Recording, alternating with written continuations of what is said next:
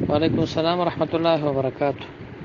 یو سوال کړی دی چې یو زوی وي هغه د پلار نافرمانه دومره چې بالکل پلار ووهي، نو دا خو ډېر بدبخته سړی دی چې هر څوک دی.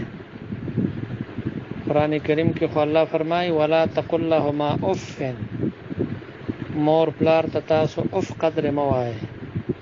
نو اف ویل چې جایز نه دي، نو وهل خو په طریقې اولا باندې جایز نه دي. او په بندگانو کې د الله نه وروسته د هر چا نه مخکې زیات حق په سړي باندې د مور او پلار دی. یعنی په بندگانو کې په مخلوقاتو کې زیات حق په سړي باندې د مور او پلار دی. د دې وجه نه قرآن کریم کې په اکثرو ځایونو کې چې الله پاک د خپل بندګۍ حکم کړی، ورسره الله فرمایي وبالوالدین احسانا، د مور پلار سره احسان کوي.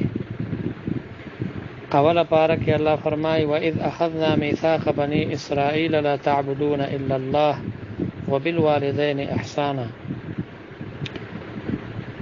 الله د بني اسرائیل نه دا لوز اخسته او چې تاسو به د الله نه ما سوا د بل چا عبادت نه کوئ او د مور او پلار سره به احسان کوئ. پنځمه پاره کې الله فرمایي واعبدوا الله ولا تشركوا به شيئا وبالوالدين احسانا. بندگی الله پورې خاص کړئ، الله سره شریک مه جوړوئ، د مور او پلار سره احسان وکړئ. بل ځای کې الله فرمایي پنځلسمه پاره کې وقضى ربك الا تعبدوا الا اياه وبالوالدين احسانا. ستا رب دا فیصله کړې ده چې الله نه ما سوا به د بل چا عبادت نه کوئ، وبالوالدین احسانا، او د مور او پلار سره احسان کوئ. سورة لقمان کې الله فرمایي 28مه پاره کې انشکر لی ولوالدیک، تاسو د مور او پلار تاسو زما شکریا ادا کړئ او د مور او پلار شکریا ادا کړئ. نو دینه معلومیږي چې مور او پلار دا ډېر زیات حق لري. او حدیث مبارک کې راځي چې د مور د الله رضا د مور پلار پر رضا کې ده. یعنی که الله که مور او پلار در ناراضي نو الله هم در ناراضي ده، او د الله ناراضګي د مور او پلار په ناراضګۍ کې ده. او یو حدیث مبارک کې راځي نبی اسلام فرمایي څوک چې د مور او پلار د دواړو خدمت وکړي دا الله د پاره او خوشاله وساتي، نو دې سړی د جنت 2 دروازې ځان ته کولاو کړي. او که یو وفات د یو خدمت وکړه نو یو دروازه د جنت ځان ته کولاو کړه. او که چرې د دواړو نافرمانی وکړه نو 2 دروازې د جهنم ځان ته کولاو کړي. او که د یو نافرمانی وکړه نو یو دروازه د جهنم ځان ته کولاو کړه. صحابه فرمایل و ان ظلم، کمور او پلار ظلم کوي نو بیا هم نبی اسلام فرمایل و ان ظلم و ان ظلم و ان ظلم، کمور پلار ظلم کوي بیا هم بچي به ور سره احسان کوي، ځکه د مور او پلار دی. مور او پلار خو ظلم نه کوي، خو بل فرض کده د په ګمان کې هغه ظلم وي نو بیا هم د مور او پلار دی، نو انتقام خو ته جایز نه دی چې وای خري.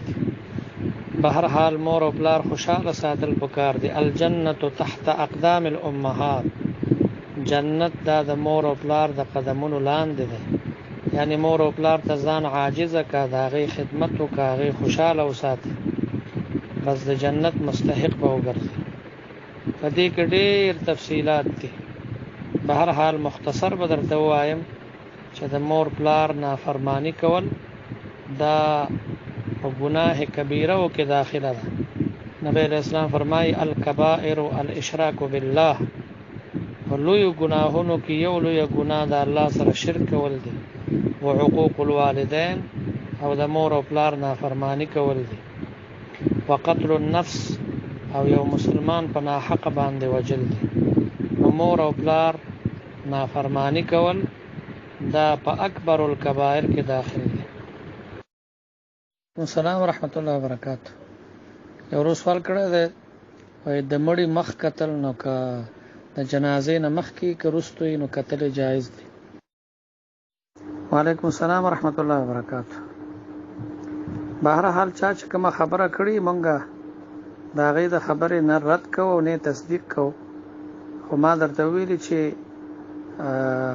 جایز دی آپ کې مسائل دا مسله نقل کړې ده د میت مخ کتل دا جایز دی که هغه د جنازې نه مخکې که د جنازې نه وروسته او دا چې مونږ تا ته وسپاره نو د سپارلو خو دا مطلب نه دی چې کتل ناروا دی. عجیب استدلال خدای که قبر کې سړی کېږدي نو هم که څوک مخ چانه کتلی او ګوري نو هم کتی شي. یو بل سوال کړی دی وایي چې محراب نه به د امام مصلی لږ بهر وي او بالکل دا صحیح خبره ده. یوازې دننه په محراب کې د امام دپاره ودرېدل دا مکروه دی، یا خو به ټول بهر وي او یا دا چې څه حصه به بهر وي. که سجده په محراب کې راځي او نور بهر وي نو پروا نه کوي.